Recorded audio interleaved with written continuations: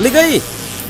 Ligou? Mas é pra ligar onde? Na verdade, é claro! Ah, é? Tem que ser ligado na verdade! Ligado na verdade!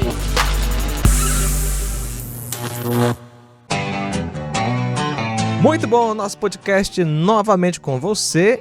A gente falou há alguns episódios atrás, Inácio, sobre alma penada, né? A gente aprendeu que quem morre não pode voltar, né? Isso... Teoricamente, via de regra...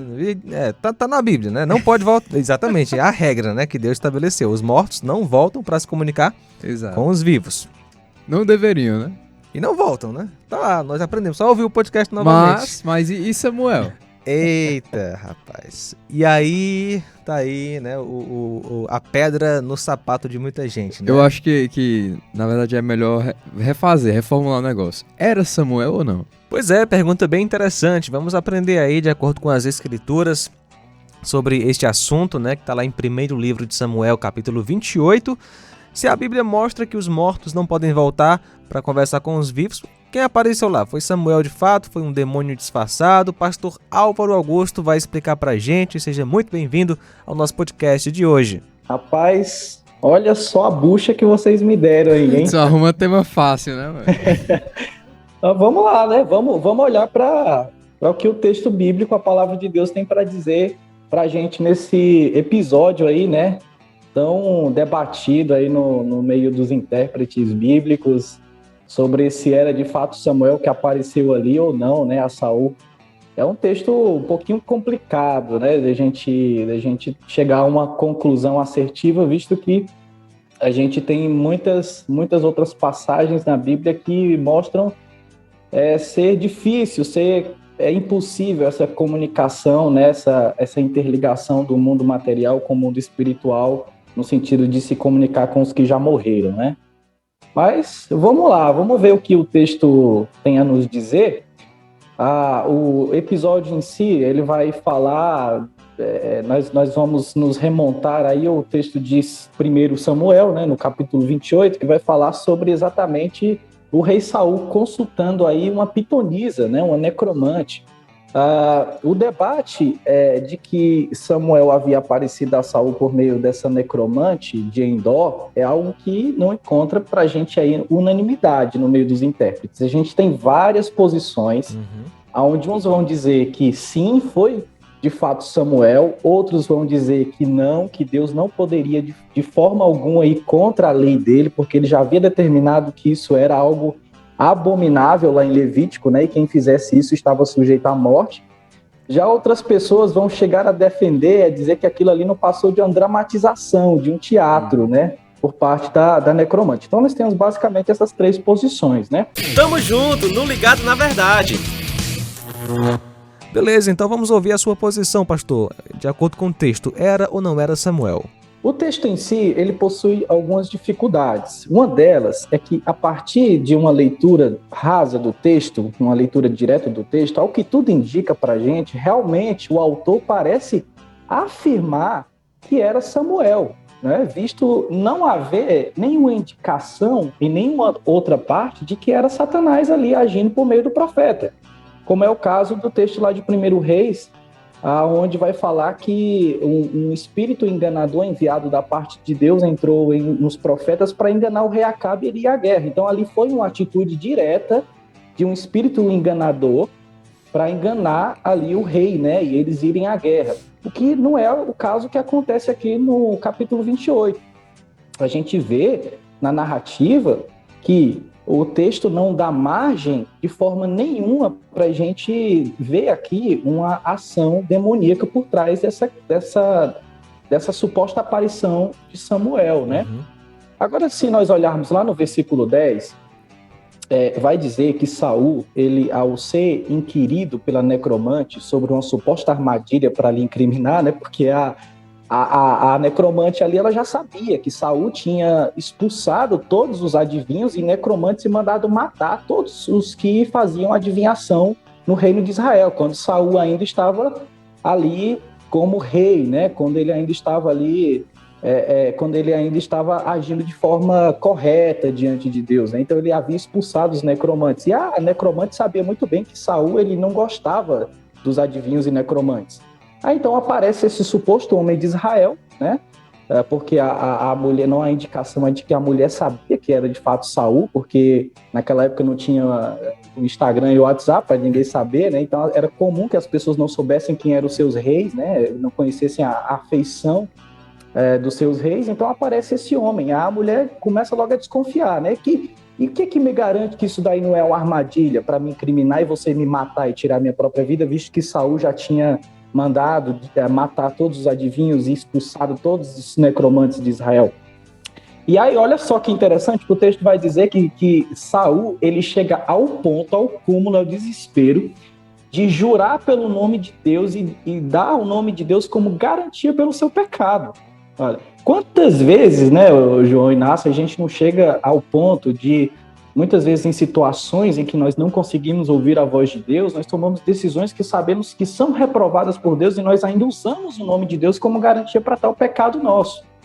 Agora, vejam que dentro dessa questão de se era Saul ou não, veja que no intervalo do versículo 11 para o 12, o texto ele não narra que ritual foi utilizado ali pela mulher para trazer Samuel. Ele não narra, ele simplesmente tem ali um intervalo onde a mulher pergunta para Saul quem ela quer, quem ele quer que ela traga, né? E aí nós temos a aparição de Samuel abruptamente, rapidamente. Então nós temos esse vácuo aí onde não é mostrado qual foi o ritual. Não dá detalhes, né? Não dá detalhes do que foi feito ali, qual foi o ritual que a mulher fez ali, o que nos dá duas hipóteses, basicamente. A primeira é de que o autor evita narrar aquele suposto ritual, visto se tratar de algo tão abominável que não merecia nem mesmo ser retratado ali. E a segunda hipótese é que, mesmo antes que houvesse um ritual por parte daquela necromante, daquela mulher, Deus, miraculosamente, de forma soberana, faz com que Samuel apareça. O que é uma possibilidade, né? Se a gente vê o susto que a mulher tomou a ver a figura do homem com capa. Né? No versículo 12 fala que ao ver Samuel, ao ver o suposto homem ali de capa, né, o ancião de capa, essa mulher ela toma um susto. Ora, se ela estava acostumada com esses rituais, a pergunta que vem é, por que ela toma um susto? Por que ela fica admirada com aquilo que aconteceu? Ora, isso já deixa a gente com a pulga atrás da orelha, né? Visto que o diabo, na Bíblia, ele é retratado como aquele que é o pai da mentira. Então, se houvesse ali, de fato, uma intercomunicação da necromante com o espírito maligno, ela em nenhum momento iria se admirar a tal ponto de tomar um susto como ela tomou ali, né? Então, o que nos deixa aí, o que nos dá aí talvez uma possibilidade de fato de ter sido Deus que trouxe ali uma forma pontual, extraordinária e soberana Samuel. Dentro do texto, qual foi o objetivo de Deus em trazer Samuel, né, para falar com o Saul? Acredito que, como alguns intérpretes vão dizer, que o fato de Deus ter permitido e ter trazido ali soberanamente Samuel para Saul seria com o intuito de mostrar o estado de perversidade e o estado de afastamento em que Saul se encontrava. Ao ponto em que, quando ele sabia que Deus o rejeitara como rei de Israel, isso está claro no versículo 6, quando o versículo 6 do capítulo 28 fala que Deus não falava mais com ele por 3 meios possíveis naquela época, né, que eram o rito, os profetas e sonhos, ele toma atitudes desesperadas e atitudes que ele sabe que são extremamente reprovadas por Deus, a fim de, algum modo, pela ação humana, pelo seu próprio desejo egoísta, encontrar alguma saída para o seu problema, visto que ele já sabia, ele já tinha essa certeza de que ele tinha sido reprovado por Deus. Então, acredito que Deus ele possa ter permitido que isso acontecesse, Deus possa ter trazido de fato Samuel de forma ali miraculosa, exatamente para mostrar esse estado de perversidade ao qual o rei ungido por Deus, mas que agora havia sido abandonado por Deus, se encontrava. No escopo da história.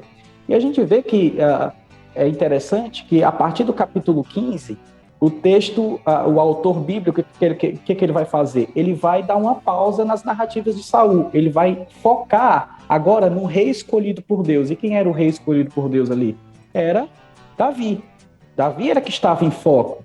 E é interessante que entre esses capítulos, no capítulo 28, nós temos uma pausa, aonde o autor bíblico ele vai focar em Saul, para mostrar o estado de perversidade em que Saul se encontrava. Ao passo que Davi, ele mesmo com seus erros, né, e seus pecados, a gente via, mas era um homem que estava disposto a buscar a direção de Deus para a sua vida, né, para o seu reinado. A gente vê ali um contraste muito claro entre as atitudes de Saul, rei rejeitado por Deus, e as atitudes de Davi, o rei escolhido por Deus agora para guiar a nação de Israel. Então nós temos aí um estado completamente de alienação e afastamento. A que ponto o homem é capaz de chegar quando ele está em um estado de alienação de Deus, ou seja, no estado de afastamento de Deus? Ele é capaz de recorrer até as práticas mais abomináveis a fim de colocar os seus planos egoístas em prática, que é o caso exatamente aqui de Saul, né? Então, eu não descarto essa hipótese, embora esse seja, como dizem alguns intérpretes, um argumento no escuro. Assim como é um argumento no escuro você dizer que ali era um demônio que estava agindo por trás de Samuel. Porque o texto não diz isso, né, com clareza. Agora, então o texto ele deixa esse vácuo aí aberto para a gente. Mas eu creio que é por esse ponto aí. E dentro dessa interpretação nós temos aí vários comentaristas brasileiros, aí, inclusive, os pastores Augusto Nicodemos, que acredita dessa forma, né? Nós temos outros comentaristas também aí que vão ratificar esse ponto de vista. Agora eu quero ouvir o comentarista Inácio falar de um caso aqui, de um caso que a Bíblia fala que foi realmente um que morreu e voltou. Exato. Quem foi, não Inácio? É que eu vou comentar, eu vou citar o que é, que não vai jogar esse peso aí pra mim, não. Moisés e Elias ali, quando vieram falar com Jesus. Elias, pelo menos, ele não passou pela morte, né? Exato. Mas sim, Moisés passou pela morte. E voltou, né? para conversar com Jesus. E os discípulos que estavam com Jesus viram. Exatamente. Eita, e aí? E reconheceram, né? Ó, esse aqui é fulano, esse aqui é fulano. E Marcos, inspirado por Deus, diz que era Moisés e Elias. Exatamente. E ali de fato é Moisés e Elias, mas ali o texto é claro quando ele diz que ali se trata de uma ação direta e soberana de Deus, como aquele que tem o poder sobre a vida e sobre os mortos. Uhum. Ele é o único que tem essa prerrogativa, ele é o único que tem esse poder. Conquanto ele tenha ele tenha dito que ao homem não é possível, Deus, ele é o Senhor soberano sobre a vida, e ele tem sim a prerrogativa e o poder de trazer quem ele quiser à vida. Uhum. E exatamente eu creio que esse seja o caso ali no fato que é narrado ali na transfiguração, quando Jesus encontrou Moisés e Elias ali, e ali ele mostrou a sua glória, né, ao lado de Moisés e Elias. Então creio que seja esse o caso. Nós precisaríamos de mais tempo, né, para conversar sobre esse outro texto aí, né, de Moisés e Elias. Mas fato é que esses dois textos, né, no caso de Samuel e de Moisés ali, nunca devem ser usados para dizer que a Bíblia ela afirma, ela aprova, né, a comunicação com os mortos. Por quais motivos? Pelos motivos que o pastor Álvaro já trouxe no outro podcast sobre alma penada. Se você quer aprender sobre esse fato que os mortos não podem voltar, né, em via de regra, e é só você acompanhar lá no podcast. Alma Penada é o tema. Pastor Álvaro ele traz as explicações de acordo com as escrituras. Pastor Álvaro, queremos agradecer, mas se você quiser ter mais uns 15 segundos aí de considerações finais, fique à vontade. Eu agradeço vocês aí pela oportunidade, pelo espaço, e é claro, para a gente debater esse assunto, a gente de forma mais, talvez, mais aprofundada, a gente deveria aqui expor os diversos pontos de vista, isso, né? Exato. Eu coloquei aqui basicamente o meu ponto de vista, né? Então, é interessante que, se você que tem aí talvez um interesse, um desejo de se aprofundar nesse texto, nós temos muito material a respeito disso, muitos comentários a respeito disso, você pode se aprofundar dentro desse texto aí, dessa questão. É um assunto muito interessante e muito legal para se estudar aí.